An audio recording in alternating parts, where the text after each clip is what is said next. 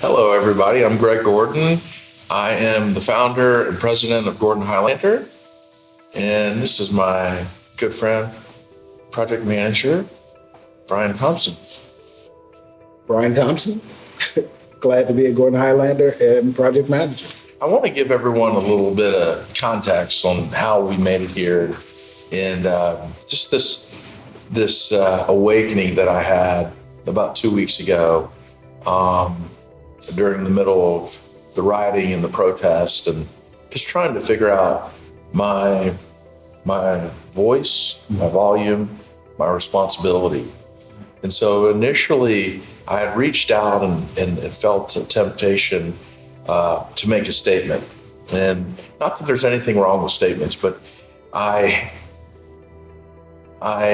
wasn't sure how to really navigate that well. I just saw a lot of social media posts, and then I just saw people really getting ripped apart. And then I decided to call you. Yeah. And we had a great conversation. Yep. And I asked if you would help me and come and put together this podcast. Yeah, I'm glad. And the first thing that we talked about is something that I think is really interesting. And I want to avoid the temptation of making like global statements about things that I don't know about. Right. But the Black Lives Matter. And I told you when I first heard the term and it started to build momentum prior to all this, right, my initial response was all lives matter. Right. But I could tell that there was something there that I didn't really understand. Right. And I was avoiding my temptation to believe my own story, and I was actively trying to seek out a way to understand better. It wasn't until I humanized it and made it personal that I really understood. Yes. And I'd shared the story with you where my wife helped me out a lot. Right. And she said, honey, imagine that you and I were struggling. And I was asking you to reassure me and to tell me that you loved me. And you said, I love everyone.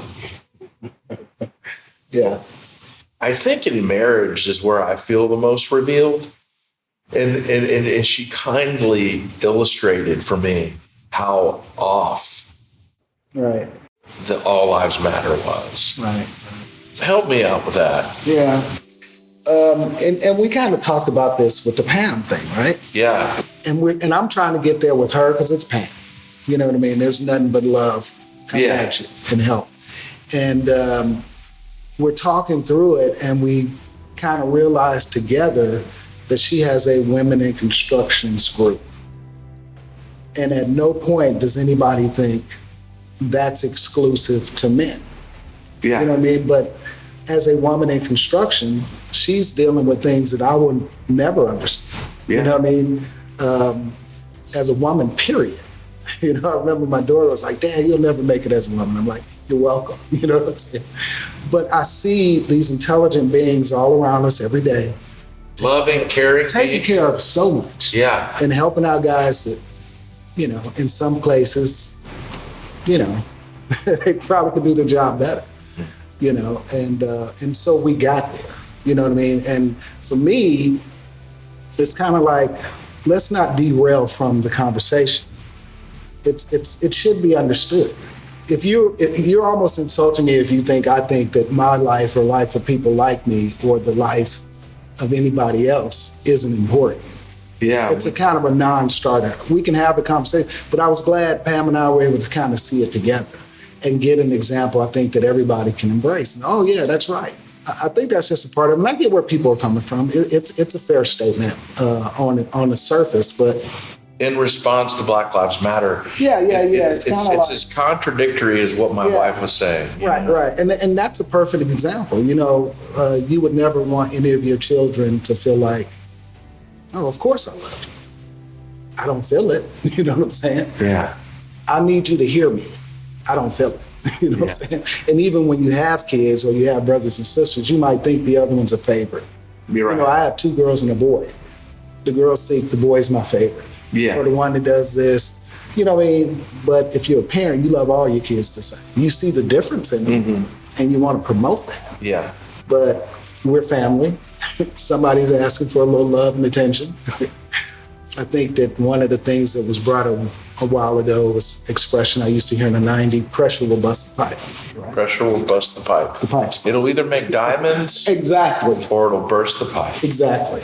And with this far into it, you know, there have been a lot of diamonds, but people are like, what's going on? Yeah. That's the pressure. You know what's funny? I think you said it really well back to me, and you said, all lives matter is already implied. Right. And it's like that part of the conversation never really slows down enough to actually occur. Right. And then, hey, I'm telling you my story like I intellectually figured it out. But what I don't reveal is how it points to the biases that are in my blind spots. Right. And they're there. Right.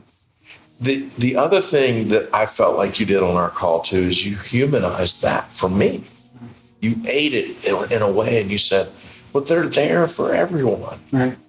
Why do you think it's so hard for us to see our biases? Wow. I don't know if it's like nurture nature, you know what I mean? The older I get, I've tried to develop into the man that takes care of the important things. But if you're challenging me to grow, you know what I mean? I've got to get up at a certain time. I need to do this. I need to do that. I need to do this. And now you're asking me to look at something that's not going to help the bottom line. You know what I mean? Yeah.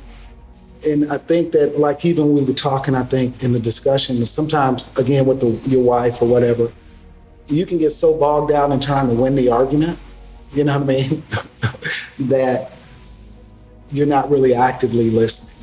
You know, you need to cool off and figure out some conflict resolution. Mm-hmm. Oh, well, you did this, you know, and then you go back into the past. Yeah.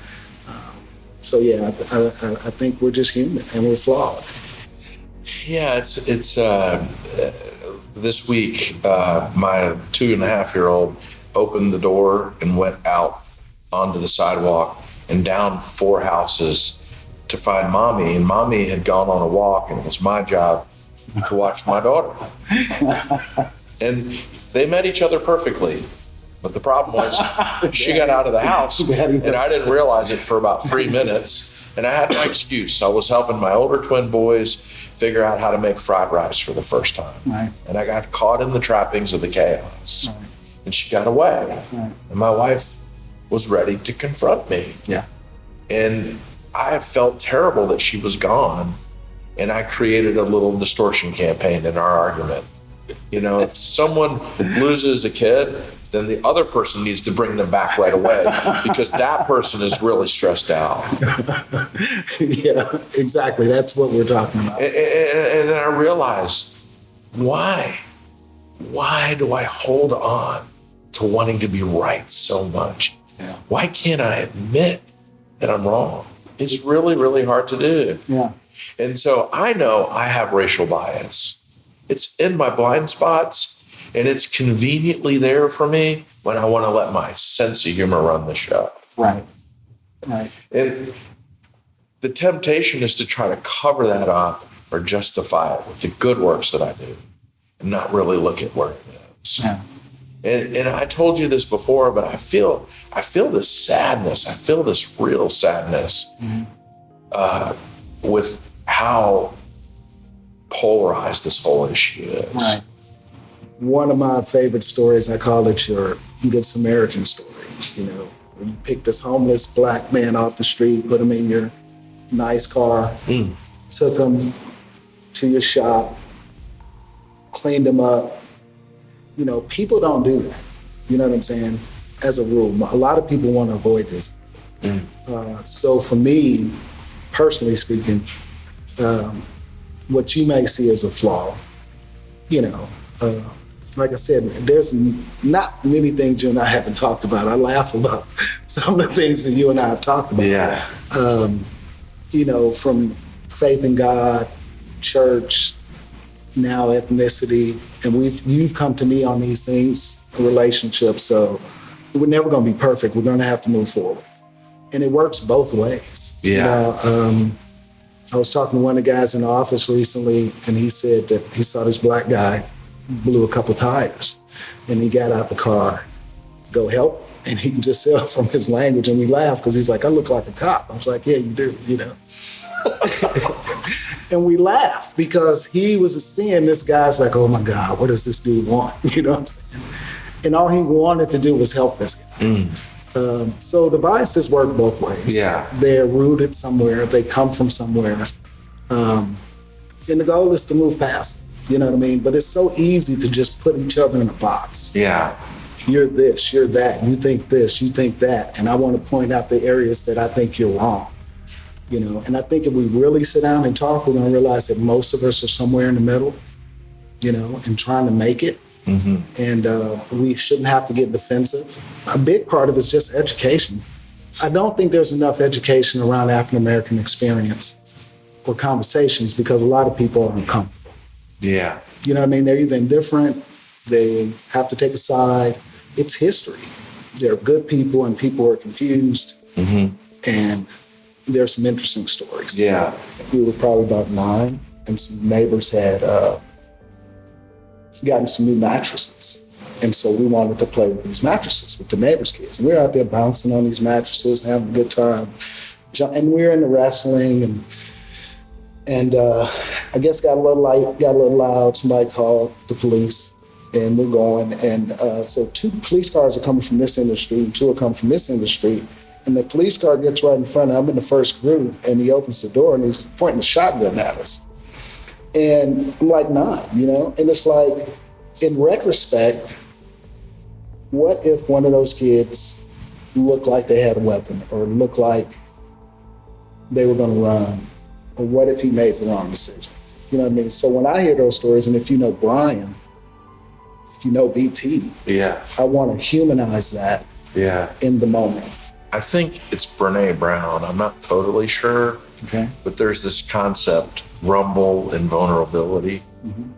And I think that that's kind of what you're pointing at, how hard that is for us to really do. Yeah. We listened to one of our friends that put a podcast together, and he was teaching about the volume in which you have these discussions. And where the appropriate setting is on the volume and how inappropriate 0 is. And I think that's what was kind of really pulling on me. Then I felt this responsibility to like, you know, I'm out there and I'm an influencer, so I should make it known, you know, what my position is on this.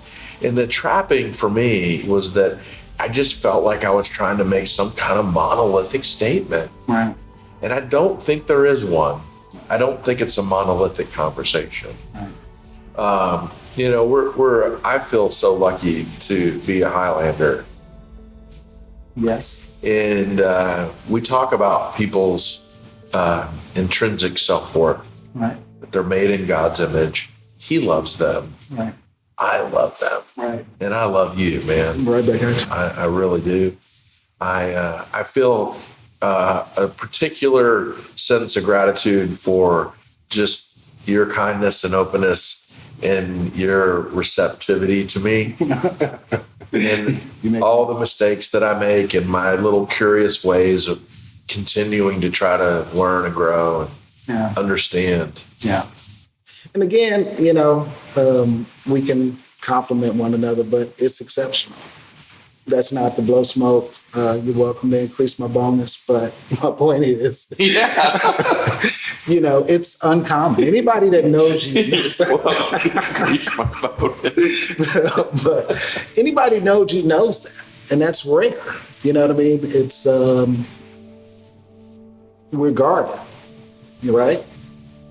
Religion, politics, sex, race. Yeah. If you're going to work around people with different feelings and different beliefs, you're going to be careful. Yeah.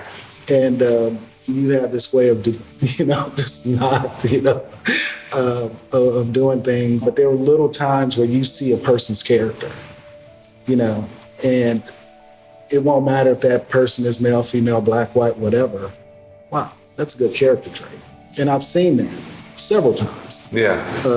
And everybody sees it. So we just need to be more like that.